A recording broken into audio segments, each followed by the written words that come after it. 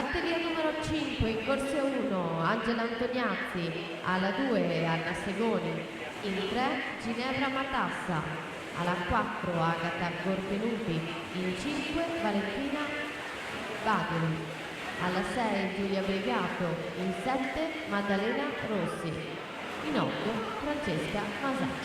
Vanessa Masà.